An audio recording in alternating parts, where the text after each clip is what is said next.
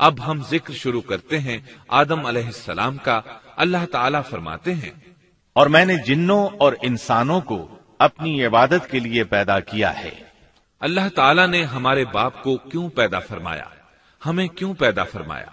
تاکہ ہم اس کی عبادت کریں، اگرچہ وہ عبادت کا محتاج نہیں، وہ تو بے نیاز ہے، البتہ ہم اس کے محتاج ہیں۔ اس کے اسماء بہترین اور حسین ہیں، وہ عالی شان صفات کا مالک ہے۔ اس نے اپنے ناموں کے آثار ظاہر کرنے کے لیے مخلوق کو پیدا فرمایا، رحمت کے آثار، قدرت کے آثار، جبر اور طاقت کے آثار اور حکمت کے آثار ظاہر کرنے کے لیے مخلوقات کو پیدا فرمایا، ورنہ وہ کسی چیز کا محتاج نہیں۔ آدم علیہ السلام کی تخلیق سے پہلے ہی اس بارے میں اللہ تعالیٰ کا فرشتوں سے مکالمہ ہوا۔ اللہ تعالیٰ نے فرمایا، اور جب تیرے رب نے فرشتوں سے کہا میں زمین میں ایک خلیفہ بنانے والا ہوں۔ خلیفہ سے مراد ہے نائب، اور یہ کہ اس کی نسل میں سے ہر ایک دوسرے کا خلیفہ ہوگا۔ جبکہ سیدنا ابو بکر صدیق رضی اللہ عنہ نبی اکرم صلی اللہ علیہ وسلم کے خلیفہ ہوئے، سو اللہ نے ایک خلیفہ بنانے کا ارادہ فرمایا جو زمین میں حکومت کرے اور اس کو آباد کرے۔ چنانچہ اللہ تعالیٰ نے فرمایا، اللہ تعالیٰ نے تمہیں زمین سے پیدا کیا اور اسی نے اس زمین میں تمہیں بسایا ہے۔ اللہ تعالیٰ کا ارادہ ہوا کہ زمین کو آباد کروائے، جبکہ جن اس قابل نہیں تھے، کیونکہ ان میں اس قدر عقل و دانش نہیں تھی کہ زمین کو پر رونق اور سرسبز و شاداب رکھ سکیں۔ علماء جنات کے بارے میں کہتے ہیں ان کا سب سے بڑا عقل مند جن انسانوں کے 10 سالہ بچے کے برابر عقل رکھتا ہے، اس لیے زمین کو آباد کرنے کی صلاحیت اللہ تعالیٰ نے انسان کو بخشی۔ اللہ نے انسان کو بہترین ڈھانچے اور حسین ترین شکل و صورت سے نوازا، پھر اپنی روح اس میں پھونکی۔ فرشتوں نے اس سے سوال کیا، ایسی مخلوق کو کیوں پیدا کرتا ہے جو زمین میں فساد کرے اور خون بہائے؟ اور ہم تیری تسبیح، حمد اور پاکیزگی بیان کرتے ہیں۔ اس کے جواب میں اللہ نے فرمایا، جو میں جانتا ہوں تم نہیں جانتے۔ دراصل فرشتوں نے کسی طرح معلوم کر لیا تھا کہ آدم کی اولاد زمین میں فساد کرے گی، خون ریزی کرے گی، لیکن انہوں نے یہ بات اعتراض کے طور پر نہیں کہی تھی، کیونکہ ایسا اعتراض تو گناہ ہے، اور فرشتے پلک جھپکنے کے برابر اللہ کی معصیت اور نافرمانی نہیں کرتے، بلکہ وہ تو نہایت معزز عبادت گزار ہیں، کسی بات میں اللہ پر پیش دستی اور سبقت نہیں کرتے، اور اس کے حکم پر عمل کرتے ہیں۔ اللہ کے حکم کی نافرمانی نہیں کرتے، بلکہ جو حکم دیا جائے بجا لاتے ہیں۔ اس لیے فرشتوں کا یہ پوچھنا وضاحت طلبی کے لیے تھا، وہ تو انسان کے پیدا کرنے کی وجہ پوچھ رہے تھے۔ وہ زمین میں جنات کے اعمال اور کرتوت کا مشاہدہ کر چکے تھے، یعنی اللہ تعالیٰ نے انہیں پیدا کر کے اختیار دیا تو وہ فتنہ و فساد اور فسق و فجور میں مبتلا ہو گئے، اور اب ایک اور مخلوق زمین میں بسائی جا رہی تھی، تو اس بات کا امکان تھا کہ یہ مخلوق بھی ان کے نقش قدم پر چلے۔ اس لیے فرشتوں نے تعجب اور حیرت کی بنا پر یہ سوال کیا تھا، اور پوچھنے کا مقصد یہ تھا کہ کیا یہ بھی جنوں کی طرح ہوں گے؟ اس طرح انہیں یہ خدشہ لاحق ہوا کہ شاید ان سے اللہ کی عبادت میں کوتاہی یا کمی واقع ہوئی ہے، جس کی وجہ سے اللہ کو نئی مخلوق پیدا کرنا پڑی۔ اس لیے ان کی بات میں یہ بھی تھا کہ ہم تیری حمد اور ثنا بیان کرتے ہیں۔ بہرحال ان کے سوال کے 2 مقصد تھے، کیا یہ جنوں کی طرح فساد کرنے والی قوم ہے؟ کیا ہم سے تیری عبادت میں کوتاہی ہوئی ہے؟ اس پر اللہ تعالیٰ نے فرمایا، جو میں جانتا ہوں وہ تم نہیں جانتے۔ اس موقع پر فرشتوں کے ذہنوں میں ایک اور بات بھی آئی، وہ آپس میں کہنے لگے کہ اللہ تعالیٰ جو بھی مخلوق پیدا کرے گا وہ ہم سے زیادہ معزز اور عالم نہیں ہو سکتی۔ یعنی جب فرشتوں نے باقی مخلوقات کا جائزہ لیا، مثلا آسمان، زمین، پہاڑ، جن، چوپایوں وغیرہ کا، تو انہوں نے سوچا یہ ہم سے زیادہ مرتبے والی نہیں ہے، لہذا یہ مخلوق بھی پیدا ہو رہی ہے تو یہ ہم سے زیادہ مرتبہ نہیں رکھتی۔ یہ ہمارا خاص مقام ہے کہ اللہ کی تسبیح میں مصروف ہیں، کفر سے محفوظ ہیں، ہر حکم بجا لاتے ہیں، اللہ کے تمام احکامات پورے کرتے ہیں، آسمان اور زمین میں اس کا حکم نافذ کرتے ہیں، اور اللہ کے نزدیک ہم سب سے زیادہ شرف والے ہیں۔ لہذا اگر یہ نئی مخلوق انسان بھی پیدا ہو جائے تو کیا ہوا، ہم سے زیادہ معزز اور علم والی تو نہیں ہوگی۔ بہرحال جب اللہ تعالیٰ نے آدم کو پیدا کیا تو زمین کی مٹی لانے کا حکم فرمایا، چنانچہ اللہ تعالیٰ کے پاس مٹی لائی گئی۔ امام ترمذی، ابن حبان اور امام احمد رحمت اللہ علیہ نے ایک حدیث بیان کی ہے جس کے الفاظ کچھ یوں ہیں: اللہ تعالیٰ نے آدم علیہ السلام کو مٹی کی ایک مٹھی سے پیدا فرمایا، اس مٹی کو اللہ تعالیٰ نے پوری زمین سے اٹھوایا تھا۔ یہی وجہ ہے کہ آدم کی اولاد زمین کے لحاظ سے ہی ظہور پذیر ہوئی۔ بعض سرخ رنگ کے ہیں تو بعض سیاہ اور بعض سفید، اور کچھ اس کے درمیان میں ہیں۔ بعض نیک ہیں، بعض خبیث، اور کچھ پاکیزہ قسم کے ہیں۔ انسان کی تخلیق مٹی سے شروع ہوئی، اس مٹی کو پانی سے تر کیا گیا تو یہ تین بن گئی۔ اسی وجہ سے قرآن مجید کی بعض آیات میں تراب کا لفظ آیا ہے۔ تراب خشک مٹی کو کہتے ہیں، اور بعض آیات میں تین کا لفظ آیا ہے۔ تین تر اور بھیگی مٹی کو کہتے ہیں۔ اللہ تعالیٰ فرماتے ہیں خلقہ من تراب، یعنی آدم کو تراب سے پیدا کیا گیا۔ مٹی کی عام حالت کو تراب کہتے ہیں، اور فرمایا جب آپ کے رب نے فرشتوں سے کہا کہ میں مٹی سے بشر کو پیدا کرنے والا ہوں، جب اس مٹی کو پانی سے زیادہ بھگویا گیا تو وہ لیسدار ہونا شروع ہو گئی، اسی لیے اللہ تعالیٰ نے فرمایا ہم نے انسان کو لیسدار اور چپکنے والی مٹی سے پیدا کیا۔ پھر اللہ تعالیٰ نے اپنے مبارک ہاتھوں سے انسان کا ڈھانچہ تیار کیا۔ اللہ نے فرمایا خلقت بیدی، میں نے اپنے دونوں ہاتھوں سے پیدا کیا۔ اللہ تعالیٰ نے انسان کی خلقت فرشتوں کے سپرد نہ کی، بلکہ بذات خود اسے تخلیق کے مراحل سے گزارا اور اپنے ہاتھوں سے اس کی تصویر کشی کی۔ اللہ نے انسان کو پہلے ایک مورتی کی صورت میں ڈھالا، اس کے بعد ایک مقررہ مدت تک چھوڑے رکھا، یہاں تک کہ گیلی مٹی خشک ہو گئی اور اس کا رنگ سیاہ ہو گیا، بدبو آنے لگی، پھر وہ کھنکھناتی مٹی میں بدل گئی، اور آخرکار آگ پر پکی ہوئی مٹی یعنی فخار ٹھیکری کی صورت اختیار کر گئی، جس سے مٹکے وغیرہ تیار کیے جاتے ہیں۔ سیاہ مٹی کو ہما ان کہتے ہیں، اور بدبودار کو مسنون کہتے ہیں، اور کھنکھنا کر بولنے والی مٹی کو سلسال کہتے ہیں، اور ٹھیکری کی طرح کی مٹی کو الفخار کہتے ہیں۔ مختلف آیات میں یہ الفاظ وارد ہوئے ہیں۔ اور یقیناً ہم نے انسان کو کھنکھناتی خشک مٹی سے پیدا کیا جو کہ بدبودار اور سیاہ گارے سے خشک ہوئی تھی۔ اور فرمایا اللہ نے انسان کو کھنکھناتی مٹی سے پیدا کیا جو کہ ٹھیکری کی طرح تھی۔ ان تمام آیات کریمہ میں کوئی تناقض، تعارض اور اختلاف نہیں، اس لیے کہ ان مختلف آیات میں انسان کو اس کی تخلیق کے مختلف مراحل کی یاد دہانی کرائی گئی ہے۔ خلاصہ کلام یہ ہوا کہ تخلیق کے عمل کا پہلا مرحلہ تراب تھا، یعنی عام حالت والی خشک مٹی، پھر تین یعنی بھگوئی ہوئی مٹی، پھر لیسدار مٹی یعنی سلسال، پھر ٹھیکری کی طرح کی مٹی یعنی فخار، اور یہ کام جمعے کی آخری گھڑی میں کیا گیا۔ اور یہ دن اللہ کے لحاظ سے شمار ہونے والے دنوں میں سے ہمارے دنوں کی طرح نہ تھا، ہمارے اور اللہ کے دن مختلف ہیں۔ تخلیق آدم دراصل اللہ کا کرشمہ ہے، انسانوں کو ایک صورت عطا کی گئی۔ اس مرحلے کا تذکرہ بخاری اور مسند احمد کی ایک روایت میں ہے۔ اللہ نے آدم کو پیدا کیا اور ان کا قد 60 ہاتھ یا 60 میٹر لمبا تھا۔ تمام جنتی لوگ اس قد آدم کے ساتھ جنت میں داخل ہوں گے، اور اس وقت سے لے کر آج تک مخلوق کا قد کم ہوتا چلا آ رہا ہے۔ بعد والے لوگ گزشتہ زمانے کے لوگوں سے ہمیشہ چھوٹے قد کے ہوتے چلے آ رہے ہیں۔ بہرحال سب سے پہلے اور سب سے لمبے انسان آدم علیہ السلام تھے۔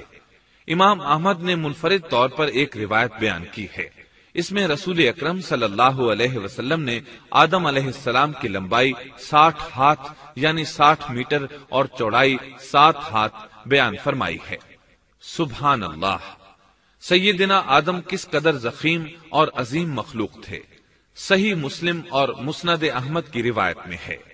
اللہ نے آدم کو پیدا کیا تو اسے اپنی منشا کے مطابق کچھ عرصہ ڈھانچے کی صورت میں چھوڑے رکھا۔ ابلیس اس کے ارد گرد چکر لگانے لگا۔ اس نے دیکھا کہ وہ پیٹ والا ہے۔ وہ سمجھ گیا کہ یہ مخلوق اپنے آپ پر کنٹرول نہیں کر سکے گی۔ اس حدیث سے معلوم ہوتا ہے کہ انسانوں کی طرح جنات کا پیٹ نہیں ہے، صرف انسان ایسا ہے جس کا اندر والا حصہ کھوکھلا ہے۔ بہرحال اللہ نے انسان کو اس شکل و صورت میں پیدا فرمایا۔ احادیث مبارکہ میں آدم علیہ السلام اور ابلیس ملعون کا قصہ تفصیل سے بھی موجود ہے اور مختصر بھی۔ مثلا تفسیر تبری میں سیدنا عبداللہ بن عباس رضی اللہ عنہما سے روایت ہے، اللہ تعالیٰ نے آدم علیہ السلام کی مٹی کا حکم دیا، مٹی لائی گئی۔ اللہ تعالیٰ نے آدم علیہ السلام کو لیسدار اور بدبودار سیاہ مٹی سے پیدا فرمایا، اور یہ کام اللہ نے اپنے مبارک ہاتھوں سے کیا۔ آدم 40 راتیں مجسمے کی صورت میں پڑے رہے، جسم موجود تھا لیکن روح نہیں تھی۔ ابلیس آتا، اس ڈھانچے کو ٹھوکر لگاتا تو جسم سے ایسی آواز نکلتی جیسے خالی مٹکے پر ہاتھ مارنے سے نکلتی ہے۔ اسی لیے اللہ نے بھی فرمایا ہے کہ وہ کھنکھناتی مٹی سے پیدا کیے گئے۔ آدم علیہ السلام میں روح ڈالنے سے پہلے ایک مرتبہ فرشتوں کا ان کے پاس سے گزر ہوا تو وہ کچھ گھبرا سے گئے۔ ابلیس کو تو بہت زیادہ گھبراہٹ کا سامنا کرنا پڑا۔ وہ گزرتے ہوئے ٹھوکر مارتا اور کہتا، تجھے کسی خاص مقصد کے لیے پیدا کیا گیا ہے۔ یہ کہہ کر وہ آدم کے منہ میں داخل ہو جاتا اور کمر کے راستے باہر آ جاتا اور فرشتوں سے مخاطب ہو کر کہتا، اس سے گھبرانے کی کوئی ضرورت نہیں۔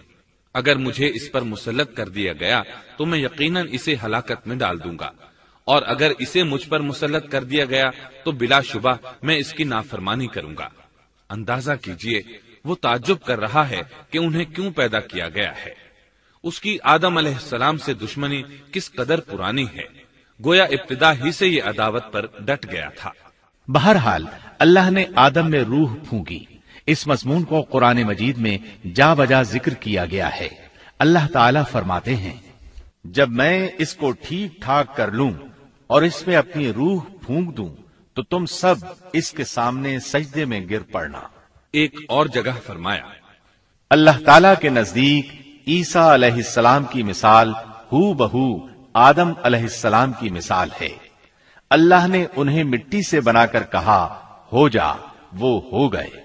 اللہ نے آدم علیہ السلام کو مٹی سے پیدا کیا، اپنے ہاتھوں سے بنایا، پھر اس میں روح پھونکی۔ اس کا مفصل بیان احادیث میں موجود ہے۔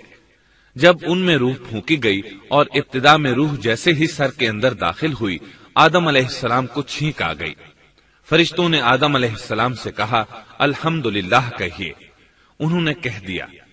اللہ کی اس تعریف کے جواب میں اللہ تعالیٰ نے فرمایا، رحمک ربک، یعنی تجھ پر تیرا رب رحم فرمائے۔ سبحان اللہ، اللہ ذوالجلال والاکرام نے آدم علیہ السلام میں روح مکمل ہونے سے پہلے ہی انہیں اپنی رحمت سے سرفراز فرما دیا۔ بہرحال جب روح ان کی آنکھوں میں داخل ہوئی اور انہوں نے جنت کے پھلوں کو دیکھا تو ان میں غور و فکر کرنے لگے۔ جب روح پیٹ میں داخل ہوئی تو کھانے کی طلب محسوس ہوئی۔ ابھی روح ٹانگوں تک پہنچی نہیں اور کھانے کی خواہش پہلے ہی محسوس ہونے لگی۔ اس جلد بازی اور عجلت کی وجہ سے اللہ تعالیٰ نے فرمایا، انسان جلد باز مخلوق ہے۔ جب آدم علیہ السلام کو پیدا کر دیا گیا تو اللہ تعالیٰ نے ان کی پشت پر ہاتھ پھیرا۔ ہاتھ پھیرتے ہی ان کی پشت سے قیامت تک پیدا ہونے والے انسان باہر نکل آئے۔ آدم کی تمام اولاد ان کے سامنے ظاہر ہو گئی، اور یہ بات نہایت وضاحت اور صراحت کے ساتھ قرآن مجید اور احادیث مبارکہ میں موجود ہے۔ مسلم بن یسار رحمت اللہ علیہ بیان کرتے ہیں کہ سیدنا عمر بن خطاب رضی اللہ عنہ سے کسی نے اس آیت کریمہ کے بارے میں پوچھا، اور جب آپ کے رب نے اولاد آدم کی پشت سے ان کی اولاد کو نکالا اور ان سے انہی کے بارے میں اقرار لیا کہ کیا میں تمہارا رب نہیں؟ سب نے جواب دیا، ہاں کیوں نہیں، ہم سب گواہ بنتے ہیں، تاکہ تم لوگ قیامت کے روز یوں نہ کہو ہم تو اس سے محض بے خبر تھے، یا یوں کہو کہ پہلے پہلے شرک تو ہمارے بڑوں نے کیا اور ہم ان کے بعد ان کی نسل میں ہوئے، لہذا کیا تو ان غلط راہ والوں کے فعل پر ہمیں ہلاکت میں ڈالے گا؟ سیدنا عمر رضی اللہ عنہ نے اس شخص کے سوال کے جواب میں فرمایا، میں نے سنا ہے کہ رسول اللہ صلی اللہ علیہ وسلم فرما رہے تھے، اللہ نے آدم علیہ السلام کو پیدا کیا، پھر اپنے دائیں ہاتھ کو اس کی پشت پر پھیرا اور اس سے نسل انسانی کو باہر نکالا اور ان کی طرف اشارہ کر کے فرمایا، میں نے انہیں جنت کے لیے پیدا کیا ہے اور یہ جنت والوں کے اعمال کریں گے۔ پھر اپنے ہاتھ کو دوبارہ آدم علیہ السلام کی پشت پر پھیرا اور اس سے نسل انسانی کو باہر نکالا اور ان کی طرف اشارہ کر کے فرمایا، میں نے انہیں آگ کے لیے پیدا کیا ہے اور یہ آگ والوں کے اعمال کریں گے۔ اس پر ایک شخص نے نبی اکرم صلی اللہ علیہ وسلم سے سوال کیا، اے اللہ کے رسول صلی اللہ علیہ وسلم، تو پھر ہمارے اعمال کس حساب میں شمار ہوں گے؟ آپ نے جواب میں فرمایا، اللہ تعالیٰ جب کسی بندے کو جنت کے لیے پیدا کرتا ہے تو اس سے جنت والوں کے کام کرواتا ہے، حتیٰ کہ جنت والے اعمال میں سے ہی کسی عمل پر اس کا موت سے سامنا ہوتا ہے، اس وجہ سے اللہ اسے جنت میں داخل کرتا ہے، اور جب اللہ کسی بندے کو آگ کے لیے پیدا کرتا ہے تو اسے آگ والے اعمال پر لگا دیتا ہے، یہاں تک کہ وہ آگ والے اعمال میں سے کسی عمل پر مرتا ہے، اس کی وجہ سے اللہ اسے آگ میں داخل کر دیتا ہے۔ ہر شخص کے لیے اس کام میں آسانی پیدا کر دی جاتی ہے جس کے لیے وہ پیدا کیا گیا ہے۔ لیکن یہ بات ذہن میں ہر وقت موجود رہنی چاہیے کہ اللہ نے انسان کو اختیار دے رکھا ہے کہ وہ اپنی عقل اور فکر کی روشنی میں اللہ کے احکامات پر عمل پیرا ہو کر خود کو جنتی بنا لے، یا عقل کا درست استعمال نہ کرتے ہوئے شیطان کا پٹا گلے میں ڈال لے اور جہنم میں جگہ بنا لے۔ یہ تو اللہ نے انسان کو اختیار دے رکھا ہے، اس کی مرضی کہ جنت والے اعمال کرے یا جہنم والے۔ ہر انسان میں دونوں طرف جانے کی طاقت اور صلاحیت موجود ہے۔ اللہ نے انسان کو مجبور نہیں بنایا، البتہ ہر انسان کو جو بھی رویہ اختیار کرنا تھا اللہ کو اس کا علم تھا، اور اس کا علم برحق ہے، قطعی ہے، اس میں کوئی غلطی نہیں ہو سکتی، اس لیے اس نے اپنے علم کے مطابق تقدیر لکھ دی۔ اب ہم جو کچھ کرتے ہیں تقدیر سے مجبور ہو کر نہیں کرتے، بلکہ اپنے اختیار سے کرتے ہیں، اور چونکہ تقدیر بھی اللہ کے حکم سے لکھی گئی اس لیے اس میں بھی کوئی خطا واقع نہیں ہوتی۔ لہذا تقدیر کا یہ مطلب نہیں کہ انسان تقدیر کی بنا پر ہدایت ماننے یا نہ ماننے پر مجبور ہے، ایسی بات قطعاً نہیں۔ اور درست بات یہ ہے کہ تقدیر کا مسئلہ بہت زیادہ پیچیدہ ہے اور مشکل ترین مسائل میں سے ہے، یہاں اس کی تفصیل کا موقع نہیں۔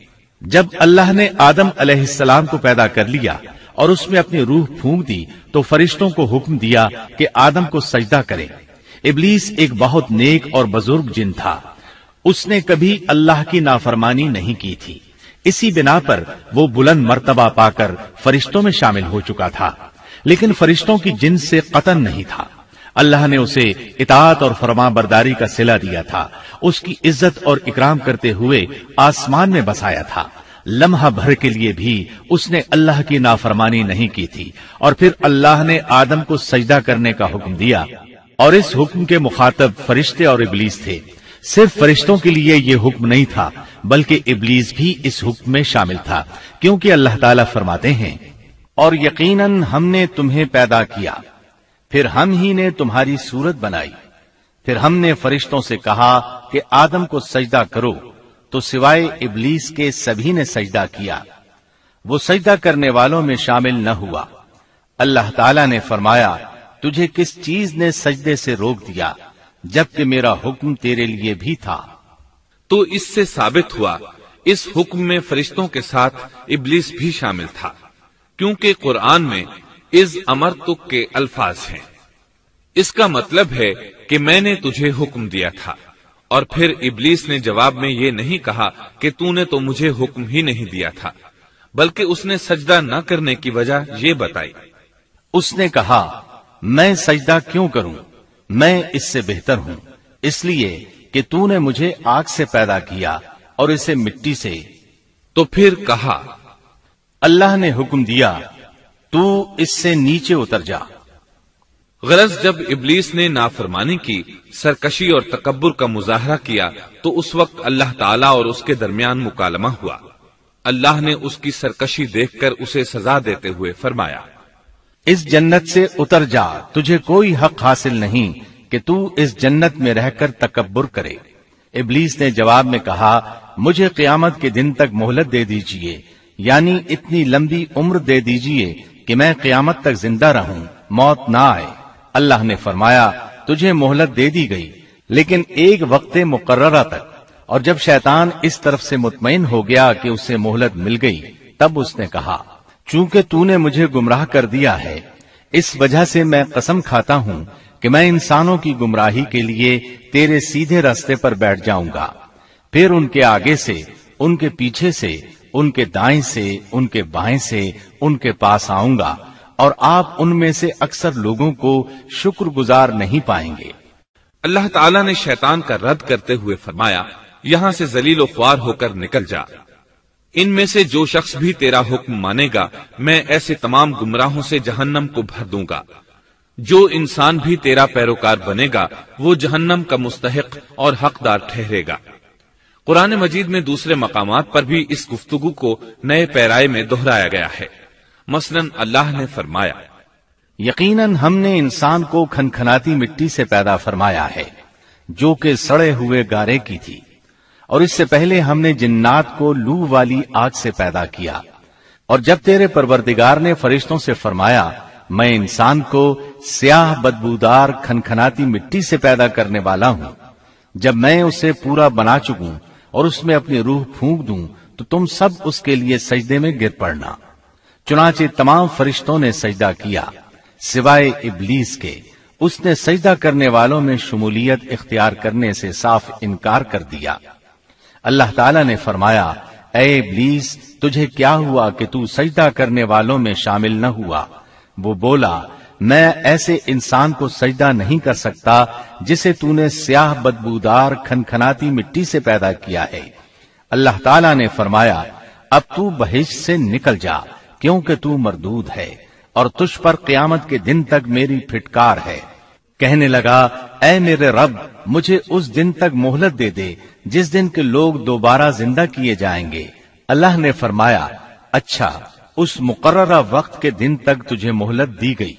کہنے لگا، اے میرے رب، چونکہ تو نے مجھے گمراہ کیا ہے، مجھے بھی قسم ہے کہ میں انسانوں کے لیے زمین میں گناہوں کو خوشنما بناؤں گا اور ان سب کو بہکا دوں گا، سوائے ان کے جو تیرے منتخب اور مخلص بندے ہوں گے، وہ میرے بہکاوے میں نہیں آئیں گے۔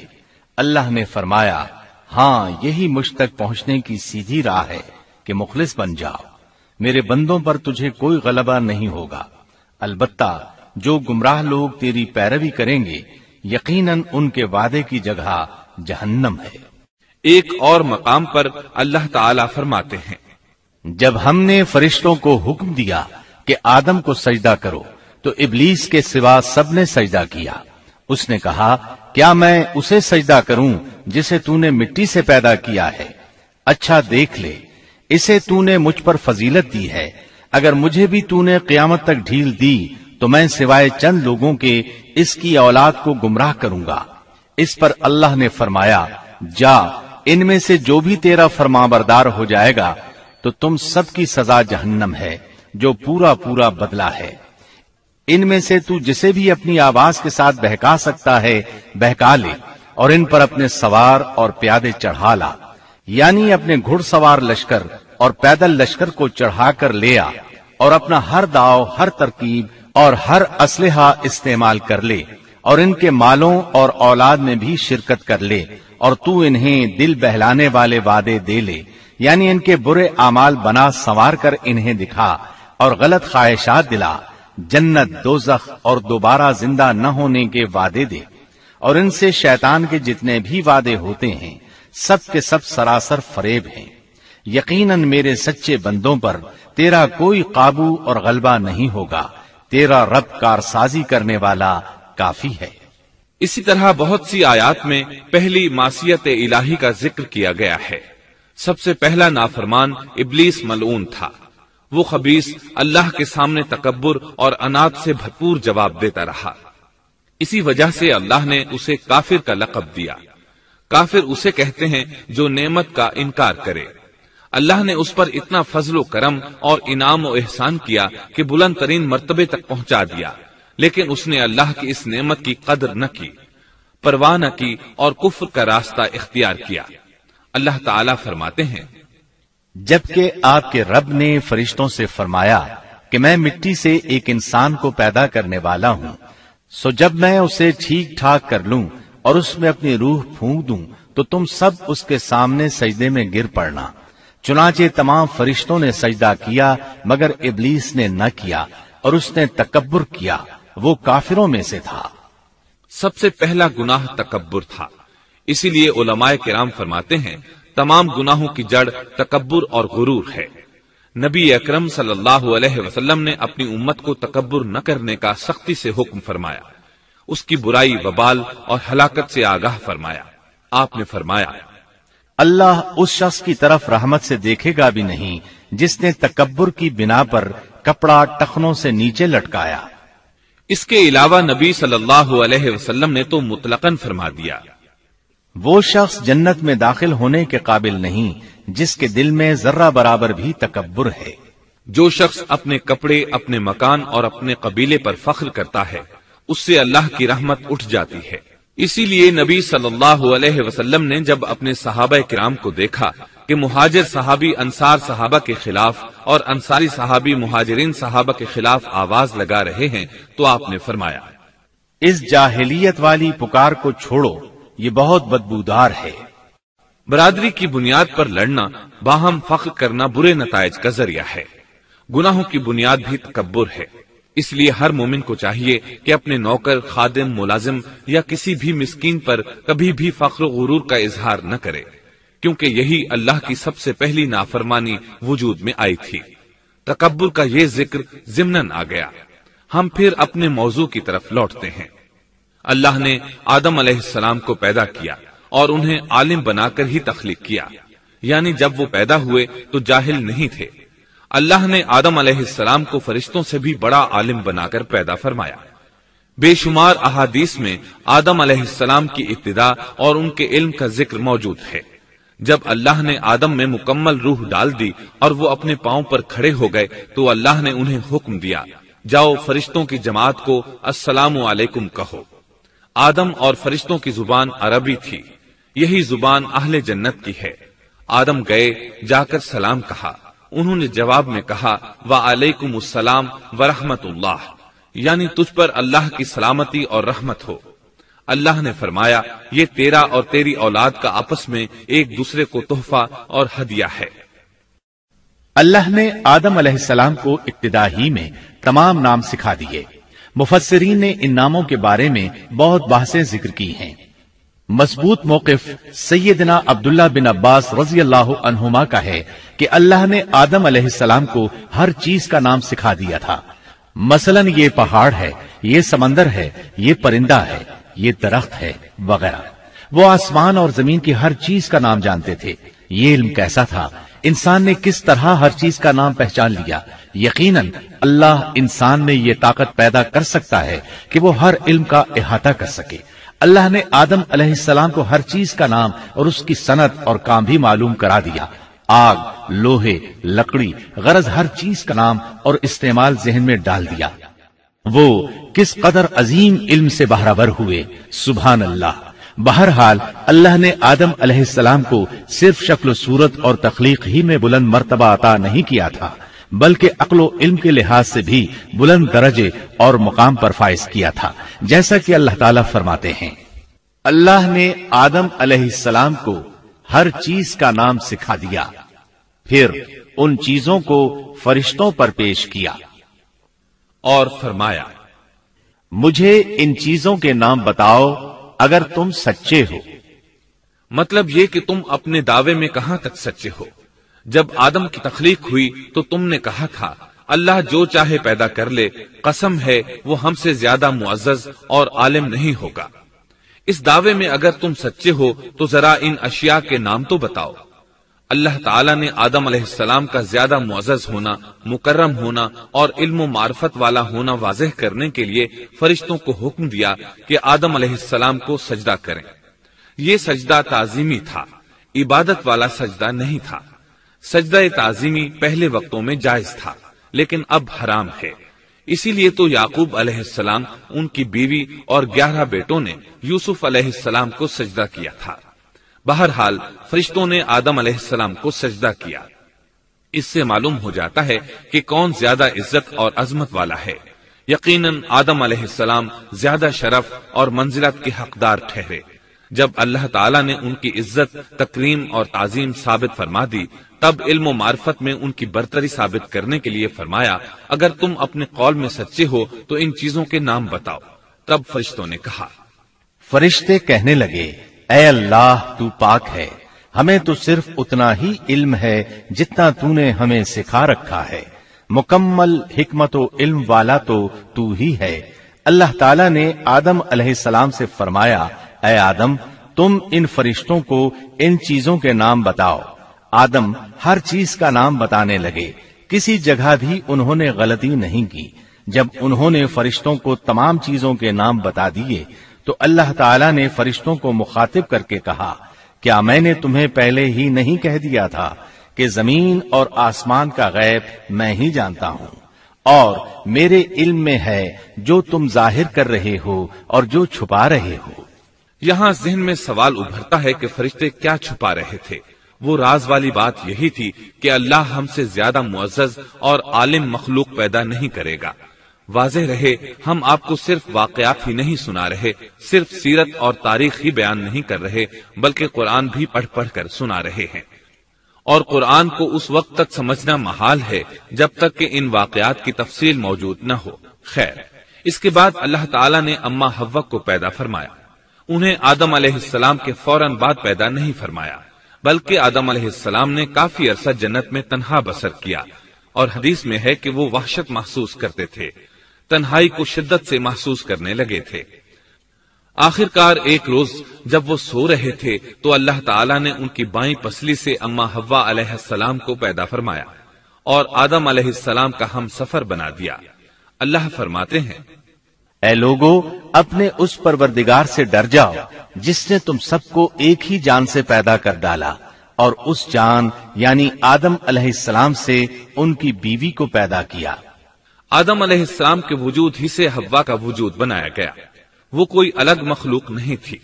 جب آدم علیہ السلام بیدار ہوئے تو انہوں نے اپنے قریب ایک عورت کو بیٹھے دیکھا۔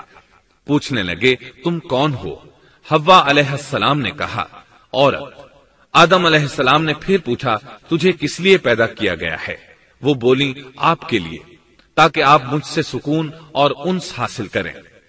جب فرشتوں نے آدم علیہ السلام کو ایک عورت سے باتیں کرتے دیکھا تو کہنے لگے، اب ایک اور نئی مخلوق پیدا کی گئی ہے۔ آدم علیہ السلام نے ان مخلوقات کا نام تو بتا دیا تھا جو مشہور و معروف تھیں، ان کا نام پوچھنا چاہیے۔ انہوں نے آدم علیہ السلام سے سوال کیا، انہوں نے فوراً جواب دیا، حوا، اس لیے کہ اللہ نے تو آپ کو ہر چیز کا نام سکھا دیا تھا۔ فرشتوں نے کہا، ان کا نام حوا کیوں رکھا گیا ہے؟ آدم علیہ السلام نے جواب دیا، اس لیے کہ اسے ایک زندہ چیز سے پیدا کیا گیا ہے، حیات کی نسبت سے حوا نام رکھا گیا۔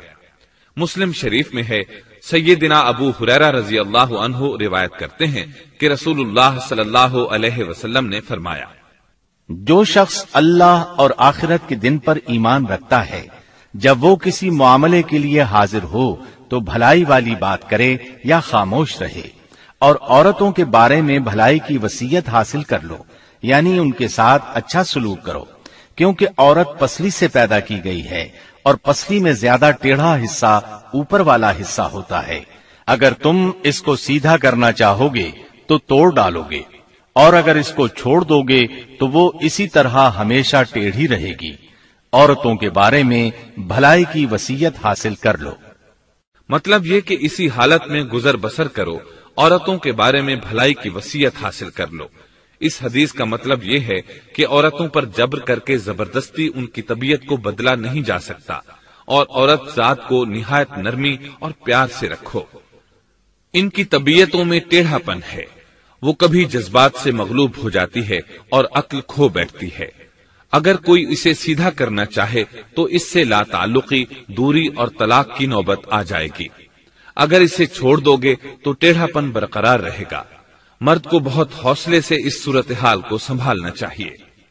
احادیث میں سیدنا ابراہیم علیہ السلام کی زوجہ سیدہ سارہ علیہ السلام کا قصہ موجود ہے۔ وہ حوا علیہ السلام کے بعد کائنات کی سب سے زیادہ خوبصورت عورت تھی۔ احادیث سے یہ اشارہ ملتا ہے کہ حوا علیہ السلام ابتدائے انسانیت سے لے کر قیامت تک پیدا ہونے والی تمام عورتوں میں خوبصورت تھیں۔ اب ابلیس لگا اپنے وسوسے شروع کرنے۔ آدم اور حوا علیہ السلام دونوں اللہ کے حکم سے جنت میں تھے کہ شیطان نے انہیں پھسلانے کی کوشش شروع کر دی۔ اللہ تعالیٰ فرماتے ہیں، اور ہم نے کہہ دیا اے آدم تم اور تمہاری بیوی جنت میں رہو اور جہاں سے چاہو با فراغت کھاؤ۔ جنت بھی کیسی؟ اللہ فرماتے ہیں، وہ جنت کہ جس کی چوڑائی ہی آسمانوں اور زمین کے برابر ہے۔ سو اس جنت میں سے جو چاہو سو کھاؤ، کچھ بھی منع نہیں سوائے ایک درخت کے، چنانچہ ارشاد ہوا، اور ہم نے کہا اے آدم تم اور تمہاری بیوی جنت میں رہو، پھر جس جگہ سے چاہو با فراغت کھاؤ اور اس درخت کے پاس مت جاؤ ورنہ ظالموں میں سے ہو جاؤ گے۔ ایک اور جگہ فرمایا، اور جب ہم نے فرشتوں سے کہا کہ آدم کو سجدہ کرو تو ابلیس کے سوا سب نے سجدہ کیا۔ ابلیس نے انکار کیا تو ہم نے کہا اے آدم یہ تیرا اور تیری بیوی کا دشمن ہے، خیال رکھنا ایسا نہ ہو کہ وہ تم دونوں کو جنت سے نکلوا دے اور تو مصیبت میں پڑ جائے۔ یہاں تو تجھے آرام ہے، نہ تو بھوکا ہے اور نہ ننگا، اور نہ تو یہاں پیاسا ہوتا ہے، نہ دھوپ سے تکلیف اٹھاتا ہے۔ گویا اللہ نے سیدنا آدم علیہ السلام کو وسوسے سے پہلے ہی خبردار کر دیا تھا۔ ان آیات سے یہ بھی پتا چلا کہ انسان سے ابلیس کی عداوت اور دشمنی ابتدا ہی سے چلی آ رہی ہے، اور یہ بھی ثابت ہوا کہ جو لوگ کہتے ہیں کہ انسان ابتدا میں ننگا تھا ان کا قول صحیح نہیں، اس لیے کہ اللہ تعالیٰ نے جنت میں بھی آدم علیہ السلام پر لباس رکھا اور زمین میں بھی لباس نازل کر دیا، جیسا کہ اللہ تعالیٰ فرماتے ہیں، اے آدم کی اولاد ہم نے تم پر لباس کو نازل کیا جو تمہاری شرمگاہوں کو چھپاتا ہے اور زینت کا سبب بھی ہے، اور تقوی کا لباس اس سے بھی بہتر ہے۔ لہذا آدم ابتدا میں ننگے نہیں تھے، انہیں تو ننگے پن کا علم ہی نہیں تھا، نہ ہی ان کی بیوی کو برہنہ ہونے کا علم تھا۔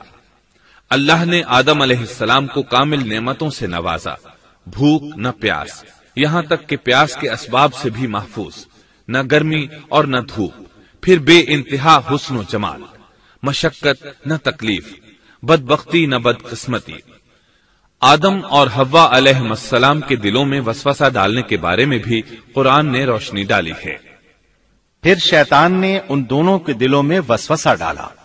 یہ وسوسہ اس نے ان دونوں کو طمع دلانے کی صورت میں پورا کیا، اور یہ طمع دلائی کہ اس درخت کو کھانے سے ہمیشگی اور بقا ملتی ہے اور کبھی نہ ختم ہونے والی بادشاہت حاصل ہوتی ہے، اور اس وسوسے کا مقصد یہ تھا تاکہ ان کا پردہ بدن جو ایک دوسرے سے پوشیدہ تھا دونوں کے روبرو بے پردہ کر دے۔ ان کی شرمگاہوں کو ننگا کرنے کے لیے اس نے ایسا کیا۔ وہ دونوں کپڑے میں ملبوس تھے، ستر ڈھانپ رکھا تھا۔ جب انہوں نے اس درخت سے کھایا تو لباس نیچے گر گیا، دونوں برہنہ ہو گئے۔ یہی شیطان چاہتا تھا کہ انہیں برہنہ کر دے، اللہ کی نافرمانی پر اکسائے۔ ارشاد ہوتا ہے، شیطان نے انہیں وسوسہ ڈالا، کہنے لگا اے آدم کیا میں تجھے دائمی زندگی کا درخت اور وہ بادشاہت نہ بتلا دوں جو کبھی پرانی نہ ہو؟ جب تم اس درخت سے کھاؤ گے تو ہمیشہ زندہ رہنے والے بن جاؤ گے اور زبردست بادشاہت حاصل کر لو گے۔ اس نے یہ تمنا بھی دلائی۔ تمہارے رب نے تم دونوں کو اس درخت سے اس لیے منع کیا ہے کہ تم دونوں فرشتے نہ بن جاؤ یا ہمیشہ زندہ رہنے والے نہ بن جاؤ۔ یعنی تم اس درخت سے کھا لو گے تو فرشتے بن جاؤ گے اور ہمیشہ قائم دائم رہو گے۔ پھر وہ وسوسہ ڈالتے ہوئے جھوٹی قسمیں کھانے لگا، جیسا کہ ارشاد ہوتا ہے، اور ان دونوں کے روبرو قسمیں کھانے لگا کہ یقین آ جائے میں آپ کا خیر خواہ ہوں۔ اللہ کی قسم کھانے لگا، اور اس وقت سے جھوٹی قسموں کی ابتدا ہوئی۔ اس نے ان دونوں کو فریب دے کر بہکا لیا، جیسا کہ فرمایا فَدَلَّاهُمَا بِغُرُورٍ، یعنی دھوکے سے انہیں پھسلایا، حالانکہ انہیں کسی چیز کی کمی نہیں تھی۔ بھلا وہاں کیا محتاجی ہو سکتی تھی؟ جنت میں سکون سے زندگی بسر کر رہے تھے، جنت سے بڑھ کر کیا چاہیے؟ ہمیشہ کے لیے جنت مل چکی تھی۔ اللہ تعالیٰ فرماتے ہیں، ان دونوں نے جب درخت کو چکھا، دونوں کا پردہ بدن ایک دوسرے کے روبرو کھل گیا، دونوں اپنے بدنوں پر درختوں کے پتے جوڑ جوڑ کر رکھنے لگے۔ کپڑے اترنے پر دونوں کو حیا آئی، اس لیے کہ انسان کی فطرت میں برہنہ ہونے کی ناپسندیدگی شامل ہے۔ برہنہ ہو گئے تو کوئی لباس نہیں تھا، اس لیے درختوں کے پتے جوڑ کر جسم ڈھانپنے لگے۔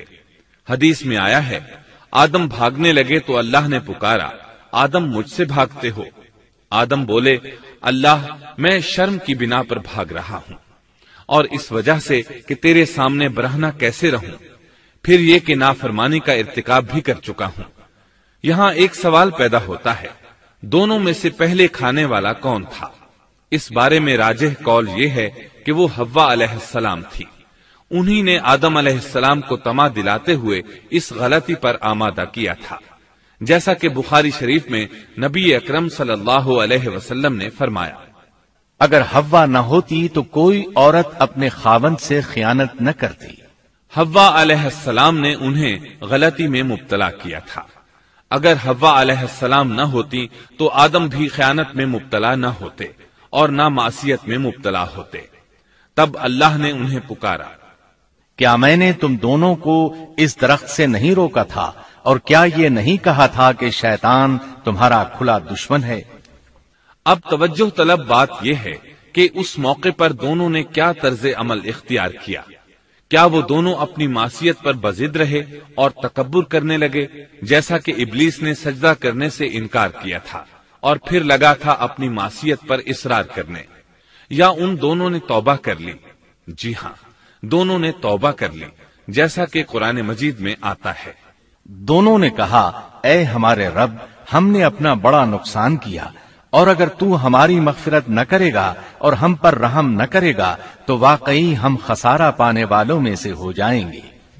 اس قصے میں ایک سوال یہ ذہن میں پیدا ہوتا ہے کہ جب سیدنا آدم علیہ السلام کو ابلیس نے سجدہ نہ کیا تو اللہ تعالیٰ نے اسے مردود بنا کر جنت سے نکال دیا، پھر وہ سیدنا آدم علیہ السلام کو اس درخت کے قریب کس طرح لے گیا جبکہ وہ جنت سے باہر ہو چکا تھا؟ قرآن کریم میں اس بارے میں یہ الفاظ آئے ہیں، پھر شیطان نے ان کے دلوں میں وسوسہ ڈالا۔ یہ وسوسہ اس نے کیسے ڈالا جبکہ وہ جنت سے نکالا جا چکا تھا؟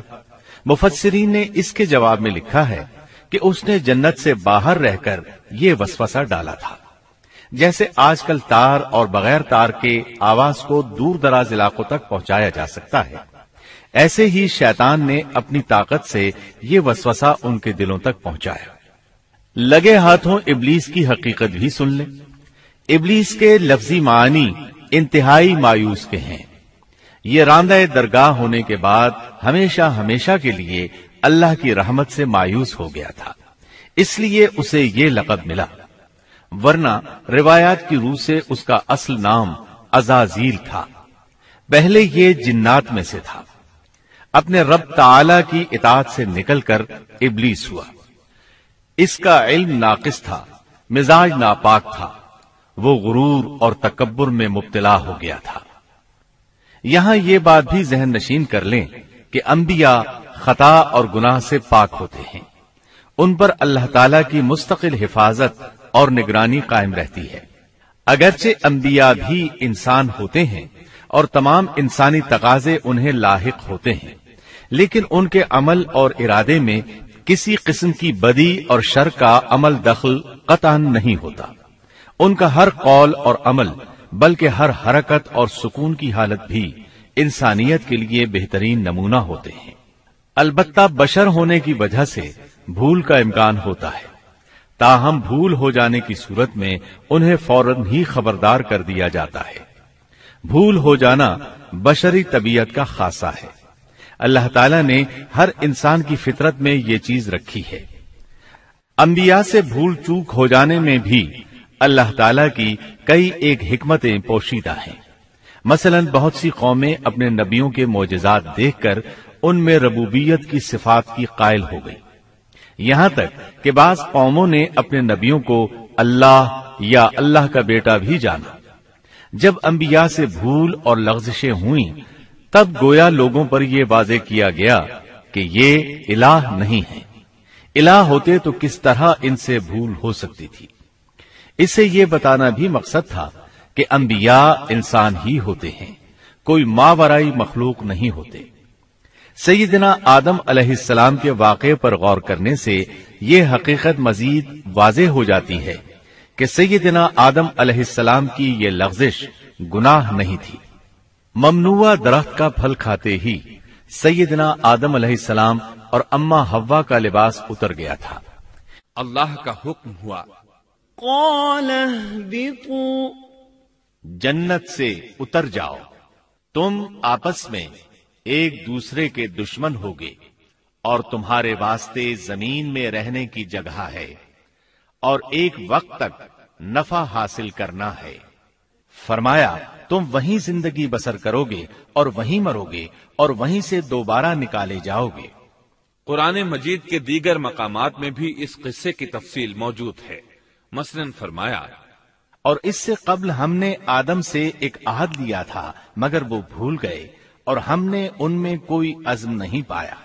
اللہ تعالیٰ فرماتے ہیں، اور جب ہم نے فرشتوں سے کہا آدم کو سجدہ کرو تو ابلیس کے سوا سب نے سجدہ کیا، اس نے صاف انکار کر دیا۔ تو ہم نے کہا اے آدم، یہ تیرا اور تیری بیوی کا دشمن ہے، خیال رکھنا ایسا نہ ہو وہ تم دونوں کو جنت سے نکلوا دے اور تو مصیبت میں پڑ جائے۔ یہاں تو تجھے یہ آرام ہے کہ نہ تو بھوکا ہوتا ہے اور نہ ننگا، اور نہ تو یہاں پیاسا ہوتا ہے اور نہ دھوپ سے تکلیف اٹھاتا ہے۔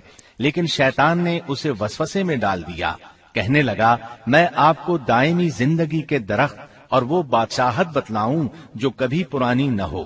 چنانچہ ان دونوں نے اس درخت سے کھایا، پس ان کے ستر کھل گئے اور وہ بہشت کے پتے اپنے اوپر چپکانے لگے۔ آدم نے اپنے رب کی نافرمانی کی، پس بہک گیا۔ پھر اس کے رب نے نوازا، اس کی طرف توجہ فرمائی اور اس کی رہنمائی کی۔ حکم ہوا تم دونوں یہاں سے اتر جاؤ، تم آپس میں ایک دوسرے کے دشمن ہو۔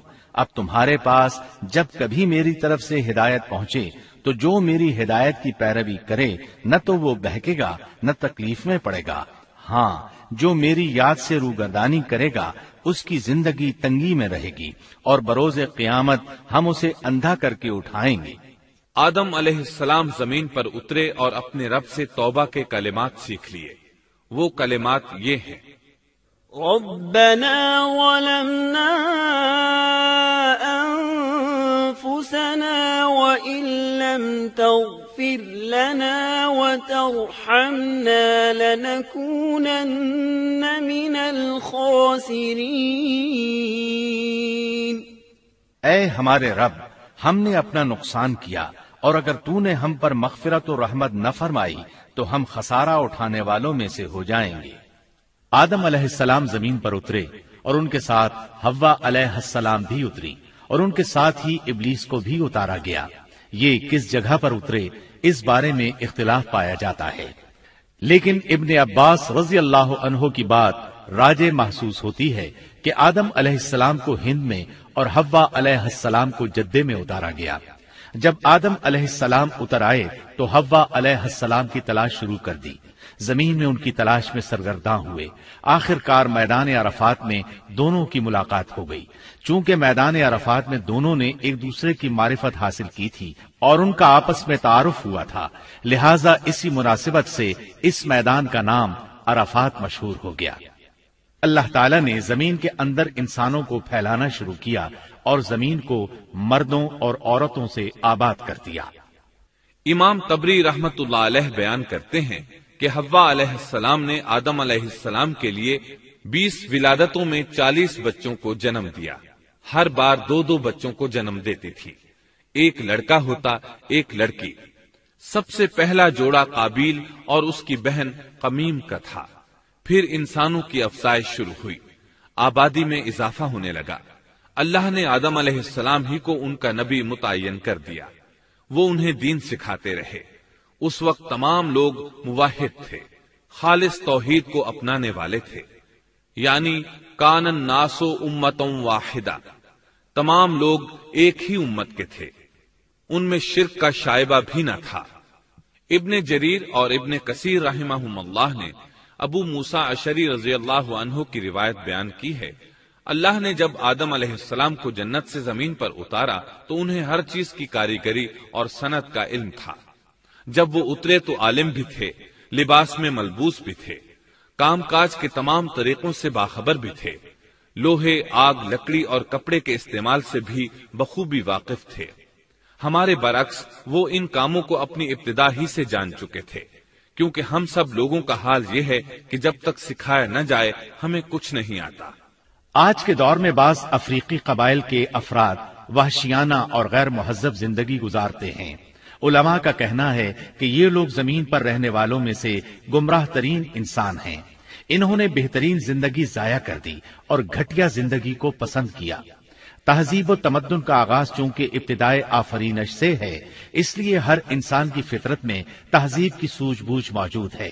بہرحال آدم علیہ السلام کے بعد انسانی مخلوق کی تعداد روز بروز بڑھتی چلی گئی اور انسانی کمزوریوں کی بنا پر گناہ شروع ہو گئے۔ زمین پر سب سے پہلے ہونے والی معصیت قابیل کے ہاتھوں اپنے بھائی حابیل کے قتل کی صورت میں سامنے آئی۔ اللہ تعالیٰ نے قرآن مجید میں قابیل اور اس کے بھائی حابیل کا قصہ بیان کیا ہے۔ قابیل قرخت اور درشت طبیعت کا مالک تھا، جبکہ اس کا بھائی حابیل رحم دل اور نرم طبیعت تھا۔ قابیل کھیتی باڑی کرتا تھا اور حابیل مویشی چراتا تھا۔ حابیل کے نرم دل ہونے کی ایک وجہ اس کا بکریاں چرانا تھا، کیونکہ ایک چرواہا اپنی بکری کو بھوکا دیکھ کر اسے چارہ کھلائے بغیر نہیں رہتا، نہیں وہ کسی بکری کو پیاسا دیکھ کر اسے بھول جاتا ہے۔ اپنے جانور پر اس کی طاقت سے زیادہ بوجھ بھی نہیں لادتا۔ بنی نوع انسان کی تعداد میں اضافے کے لیے اس وقت ایسا قانون تھا جو اب حرام ہے، اور وہ ہے بہن کے ساتھ نکاح۔ چونکہ اس وقت کے سب لوگ آدم علیہ السلام کی حقیقی اولاد تھے اور آپس میں بہن بھائی تھے، اس لیے اس وقت کی شریعت کی روح سے قابیل اپنے ساتھ جڑواں پیدا ہونے والی بہن کے سوا کسی دوسری بہن سے شادی کر سکتا تھا، اور اسی طرح حابیل اپنے ساتھ جڑواں پیدا ہونے والی بہن کے علاوہ کسی دوسری بہن سے شادی کر سکتا تھا۔ اس کی صورت یہ تھی کہ قابیل کی شادی حابیل کی بہن سے ہو اور حابیل کی شادی قابیل کی بہن سے ہو، لیکن ہوا یہ کہ حابیل کی بہن خوبصورتی میں قابیل کی بہن سے کم تھی، اس لیے قابیل نے حابیل کی بہن سے شادی کرنے سے انکار کر دیا اور اپنی جڑواں بہن سے شادی کی خواہش ظاہر کی، لیکن ایسا کرنا آدم علیہ السلام کی شریعت میں حرام تھا۔ آپ نبی بھی تھے اور رسول بھی۔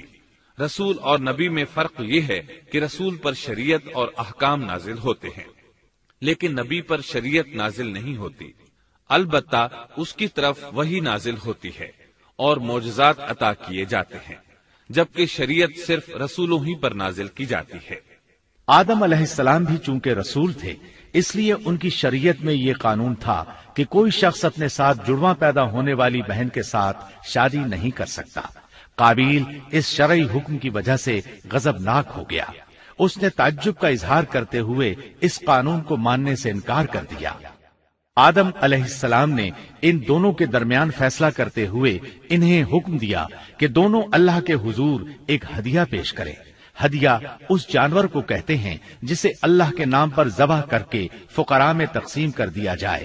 اس سے مقصود اللہ کے لیے اپنی نیت کو خالص کرنا ہوتا ہے۔ اس عمل کو قربانی کہا جاتا ہے۔ آدم علیہ السلام کے زمانے میں قربانی کا جو قانون تھا اس کے قبول ہونے کی نشانی طے تھی، اور وہ یہ کہ آسمان سے ایک آگ نمودار ہوتی اور اس قربانی کو جلا دیتی۔ اس کا مطلب تھا قربانی قبول ہو چکی ہے، اور اگر آگ قربانی کو نہ جلاتی تو سمجھ لیا جاتا کہ قربانی قبول نہیں ہوئی۔ آخر قربانی کا دن آ پہنچا۔ حابیل نے اپنے مویشیوں میں سے ایک بہترین جانور لیا اور قربان گاہ میں لا کر اللہ کے حضور پیش کر دیا۔ دوسری طرف قابیل نے اپنی کھیتی کے غلے میں سے ردی قسم کا غلہ قربانی کے لیے پیش کیا۔ دوسرے دن دونوں قربان گاہ پہنچے تو انہوں نے دیکھا کہ حابیل کی قربانی قبول ہو چکی ہے، جبکہ قابیل کی قربانی کو آگ نے چھوا تک نہیں تھا۔ یہ دیکھ کر قابیل حابیل پر غضبناک ہوا۔ شیطان نے بھی اسے وسوسے میں مبتلا کیا کہ اپنے بھائی کو قتل کر دے۔ اس نے اپنے بھائی حابیل کو جان سے مار ڈالنے کا پختہ ارادہ کر لیا۔ اس وقت تک روئے زمین پر کوئی انسان قتل نہیں ہوا تھا۔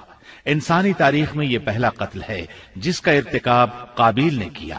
وہ اپنے بھائی حابیل کے پاس گیا اور اس سے بولا، میں تجھے قتل کر دوں گا۔ جواب میں حابیل نے کہا، اگر تو مجھے قتل کرنے کی کوشش کرے گا تو میں اپنے دفاع میں ہاتھ نہیں اٹھاؤں گا، اس لیے کہ میں چاہتا ہوں تو اپنے دیگر گناہوں کے ساتھ میرے قتل کا گناہ بھی اٹھا لے، تیرے گناہ زیادہ ہو جائیں۔ چنانچہ ایک تاریک رات میں حابیل سویا ہوا تھا کہ قابیل ایک بڑا سا پتھر اٹھا کر اس کے پاس آیا۔ اس نے وہ پتھر اپنے بھائی کے سر پر دے مارا۔ اس طرح اس نے حابیل کو قتل کر دیا، روئے زمین پر قتل کی ابتدا کر دی، زمین کو پہلے خون سے رنگ دیا۔ تاریخ انسانی میں یہ سب سے پہلا جرم تھا جو قابیل کے ہاتھوں ہوا۔ قتل تو وہ کر بیٹھا، اب حیران اور پریشان ہوا کہ اس کی لاش کا کیا کرے۔ اس وقت تک نسل انسانی موت سے بھی دوچار نہیں ہوئی تھی۔ آدم علیہ السلام کی اولاد میں سے اس وقت تک کوئی فوت نہیں ہوا تھا، اس لیے قابیل کو معلوم نہیں تھا کہ مردے کے ساتھ کیا کیا جائے۔ اسی کشمکش کے عالم میں اس نے بھائی کی لاش کو کمر پر اٹھا لیا اور چل پڑا۔ چلا جا رہا تھا کہ اللہ نے 2 کوے بھیجے۔ دونوں کوے آپس میں لڑ پڑے، ایک نے دوسرے کو ہلاک کر دیا۔ اب زندہ کوا مٹی کھودنے لگا۔ اس طرح اس نے ایک گڑھا تیار کر لیا، مردہ کوے کو اس میں رکھا اور اوپر مٹی ڈال دی۔ اس طرح قابیل کو دفن کا طریقہ معلوم ہوا۔ اس نے بھی گڑھا کھودا اور حابیل کی لاش کو اس میں دبا دیا۔ وہ اپنے کیے پر نادم ضرور تھا، لیکن اس نے اللہ سے معافی نہ مانگی، جبکہ انسان کے لیے ضروری ہے کہ اس سے کوئی گناہ ہو جائے تو اللہ سے معافی مانگے۔ قابیل اور حابیل کے درمیان جو مکالمہ ہوا، اللہ تعالیٰ نے اس کا ذکر سورہ مائدہ آیت 27 تا 29 میں کیا ہے۔ اللہ فرماتے ہیں، آدم علیہ السلام کے دونوں بیٹوں کا کھرا کھرا حال بھی انہیں سنا دو۔ ان دونوں نے ایک نذرانہ پیش کیا، ان میں سے ایک کی نذر تو قبول ہو گئی اور دوسرے کی قبول نہ ہوئی تو وہ کہنے لگا، میں تجھے مار ہی ڈالوں گا۔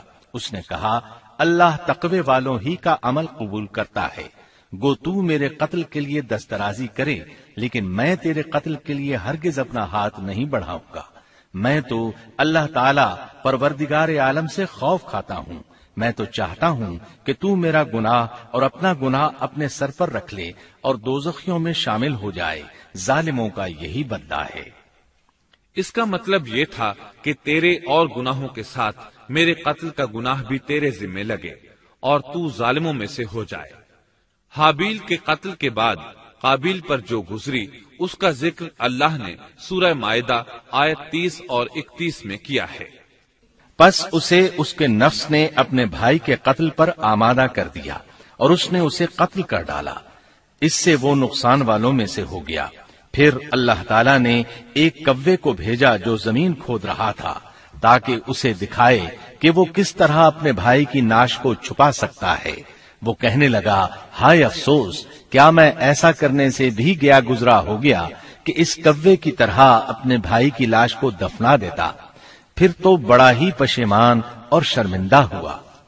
امام احمد، ترمذی اور ابو داود نے سیدنا سعد بن ابی وقاص رضی اللہ عنہ سے روایت کی ہے کہ انہوں نے سیدنا عثمان رضی اللہ عنہ کی شہادت کے فتنے کے وقت فرمایا، میں گواہی دیتا ہوں کہ رسول اکرم صلی اللہ علیہ وسلم نے فرمایا تھا، ایک بہت بڑا فتنہ رونما ہوگا، اس میں بیٹھنے والا کھڑے ہونے والے سے بہتر ہوگا اور کھڑا ہونے والا چلنے والے سے بہتر ہوگا اور چلنے والا دوڑنے والے سے بہتر ہوگا۔ کسی نے کہا، اگر کوئی میرے گھر میں داخل ہو کر میری طرف ہاتھ بڑھائے تاکہ وہ مجھے قتل کر دے تو آپ صلی اللہ علیہ وسلم نے فرمایا، تو آدم علیہ السلام کے بیٹے کی طرح قتل ہو جا۔ یعنی اس فتنے میں قتل ہو جانا हाबील की सुन्नत पर अमल करते हुए खुद हाथ न उठाना, कातिल कहलाने की बजाय मकतूल होने को पसंद करना। इसी तरह मुस्नद अहमद की एक रिवायत में है, रसूलुल्लाह सल्लल्लाहु अलैहि वसल्लम ने फरमाया, दुनिया में जब भी कोई जुल्म से कत्ल होता है तो उसका गुनाह आदम अलैहिस्सलाम के पहले बेटे काबिल की गर्दन पर जरूर होता है, इसलिए कि वो पहला शख्स है जिसने जालिमाना कत्ल की इब्तिदा की और ये नापाक तरीका जारी किया। इस हदीस से इस जुर्म की नौइयत का बखूबी अंदाजा होता है कि अल्लाह ताला ने इसको सिर्फ एक कत्ल करार नहीं दिया, बल्कि इसको एक घिनौनी हरकत करार दिया।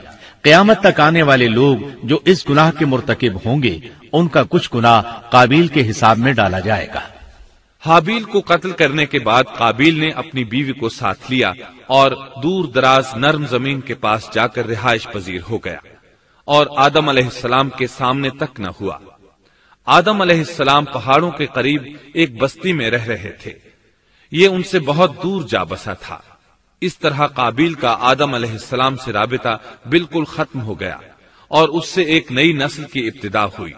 फहाशी और उरियानी को उनके यहाँ उरूज हासिल था। इबादत ये लोग अगरचे अल्लाह ही की करते थे, लेकिन आदम अलैहिस्सलाम की शरीयत के खिलाफ बेहयाई के दिलदादा थे।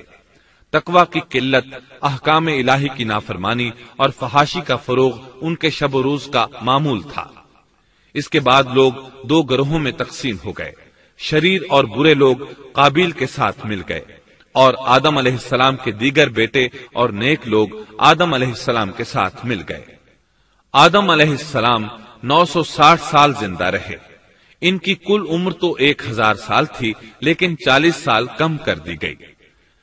सैयदना अबू हुरैरा रजी अल्लाह अन्हु बयान करते हैं कि रसूलुल्लाह सल्लल्लाहु अलैहि वसल्लम ने फरमाया, जब अल्लाह ने आदम अलैहिस्सलाम को पैदा फरमाया तो उनकी पीठ पर हाथ फेरा। इस तरह क़यामत तक जितने इंसान पैदा होने वाले थे, उनकी रूहें वजूद में आ गईं। फिर हर इंसान की आंखों के दरमियान एक नूर रखकर आदम अलैहिस्सलाम के सामने पेश किया। उन्होंने पूछा, या अल्लाह, ये कौन है? अल्लाह ने फरमाया, ये तेरी औलाद है। इनमें से एक की पेशानी की चमक आदम अलैहिस्सलाम को बहुत अच्छी लगी। उन्होंने पूछा, या अल्लाह, ये कौन है? जवाब मिला, ये तेरी औलाद में से बहुत दूर जाकर हैं। इनका नाम दाऊद है। पूछा, इनकी उम्र कितनी है? फरमाया, 60 साल। आदम अलैहिस्सलाम कहने लगे, या अल्लाह, 40 साल मेरी उम्र में से इनकी उम्र में शामिल कर दे। इस सिलसिले में दूसरी रिवायत यूं आई है, जब आदम अलैहिस्सलाम की रूह कब्ज करने के लिए फरिश्ता आया तो वो कहने लगे, मेरी उम्र में तो अभी 40 साल बाकी हैं। उस वक्त उनकी उम्र 960 साल थी। अंबिया अपनी उम्र से वाकिफ होते हैं। फरिश्ते ने कहा, क्या आपको याद नहीं, आपने अपनी उम्र के 40 साल अपनी औलाद दाऊद को हिबा कर दिए थे। रसूलुल्लाह सल्लल्लाहु अलैहि वसल्लम ने फरमाया, चूंकि आदम अलैहिस्सलाम ने इनकार किया तो उनकी औलाद भी इनकार की आदी है। आदम अलैहिस्सलाम खुद भूल गए, उनकी औलाद भी भूलती है। आदम अलैहिस्सलाम ने खता की, उनकी औलाद भी खता करती है। हाबील के कत्ल के बाद अल्लाह ताला ने आदम और हव्वा अलैहिस्सलाम को इसका नेमुल बदल अता किया। इसका नाम उन्होंने शीस रखा। शीस का मतलब है अल्लाह का दिया हुआ तोहफा। हाबील के कत्ल पर आदम और हव्वा अलैहिस्सलाम दोनों बहुत गमगीन हुए, इसलिए अल्लाह ने बदले में उन्हें शीस अलैहिस्सलाम अता फरमाए। सैयदना अबू जर गिफारी रजी अल्लाह अन्हु से मरवी एक सही हदीस में है कि रसूलुल्लाह सल्लल्लाहु अलैहि वसल्लम ने फरमाया, अल्लाह ताला ने 104 सहीफे नाजिल फरमाए। उनमें से 50 सहीफे शीस अलैहिस्सलाम पर नाजिल हुए। इन सहीफों में ऐसे कवानीन, उसूल और जाबिते थे जिनसे इंसानियत की जिंदगी मुनज़्ज़म होती है। शीस अलैहिस्सलाम ने आदम अलैहिस्सलाम से इल्म हासिल किया, लेकिन आदम अलैहिस्सलाम का तमाम इल्म वो हासिल न कर सके, इसलिए कि आदम अलैहिस्सलाम ने बिल मुशाफहा अल्लाह ताला से इल्म हासिल किया था और बहुत सी अशिया का इल्म अल्लाह ताला ने उन्हें सिखा दिया था। इसलिए वो तमाम उलमा से बढ़कर आलिम थे। शीस अलैहिस्सलाम ने आदम अलैहिस्सलाम से उलूम सीख कर लोगों को सिखाए। लोगों ने उनसे मुख्तलिफ उलूम, फुनून और पेशे सीखे। उन्हें शहरों में रहने सहने के बारे में तालीम दी। दिन रात के हिसाबात से उन्हें आगाह किया और उन्हें बताया कि किन औकात में वो अल्लाह की इबादत करें और इबादत के तरीके उन्हें सिखाए। अहादीस में इसकी वजाहत मिलती है। इमाम अहमद रहमतुल्लाह अलैह बयान करते हैं कि अबू जमा सादी कहते हैं कि उन्होंने मदीने में एक शेख को लोगों से कलाम करते देखा तो उनके मुतालिक पूछा, ये कौन शख्स है? लोगों ने बताया कि ये उबई बिन काब रजी अल्लाह अन्हु हैं। बड़े सहाबा में उनका शुमार होता है। तमाम मुसलमानों से बढ़कर कुरान और उसकी तफसीर के आलिम हैं। अबू जमा फरमाते हैं कि उबई बिन काब रजी अल्लाह अन्हु उस वक्त ये वाकया बयान कर रहे थे कि जब आदम अलैहिस्सलाम की वफात का वक्त करीब आया तो उन्होंने अपने बेटों से फरमाया, मेरा जन्नत के फल खाने को जी चाहता है। जन्नत के फल दुनियावी फलों जैसे ही होते हैं। सेब, अनार, अंगूर ये सब जन्नत में मौजूद थे। जन्नत के और दुनिया के फलों में फर्क ये है कि दुनियावी फल बदबूदार हो जाते हैं जबकि जन्नती फल कभी बदबूदार नहीं होते। इसी तरह दुनियावी फलों का जायका आर्जी होता है जबकि जन्नती फलों का जायका हमेशा बरकरार रहता है। इसलिए आदम अलैहिस्सलाम ने चाहा कि वो जन्नत के फल खाएं। चुनाचे उनके बेटे तलाश में निकल गए। उन्होंने अपने साथ कुल्हाड़े, कुदालें और टोकरियां ले ली। रास्ते में उन्हें फरिश्ते मिले। उनके पास आदम अलैहिस्सलाम का कफन और खुशबू वगैरह थी। उन्होंने पूछा, आदम के बेटो, किस चीज की तलाश में हो? कहां जा रहे हो? उन्होंने जवाब में कहा, हमारे वालिद मरीज हैं, उन्हें जन्नत के फलों की ख्वाहिश है। फरिश्ते उनके सामने इंसानी शक्ल में आए थे। उनकी बात सुनकर बोले, वापस जाओ, तुम्हारे वालिद फौत होने के करीब हैं। अब उनमें इतनी ताकत नहीं रही कि फल खा सकें। जब फरिश्ते आदम अलैहिस्सलाम की रूह कब्ज करने के लिए आए तो हव्वा अलैहिस्सलाम ने उन्हें पहचान लिया। वो बुलंद आवाज से आदम अलैहिस्सलाम को पुकारने लगी। उनके साथ चिमड़ गईं। आदम अलैहिस्सलाम बोले, मुझसे अलग हो जाओ, पहले भी मुझे तुम्हारी वजह से मुसीबत पहुंची थी। मेरे और मेरे रब के फरिश्तों के दरमियान से हट जाओ। फिर फरिश्तों ने आदम अलैहिस्सलाम की रूह कब्ज की, उन्हें गुस्ल दिया, कफन पहनाया, खुशबू लगाई, आपकी कब्र खोदी। फिर उन्होंने आदम अलैहिस्सलाम की नमाज जनाजा अदा की।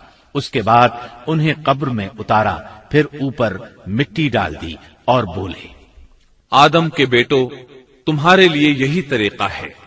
उस वक्त तक लोग कफन दफन के अहकामात से वाकिफ नहीं थे।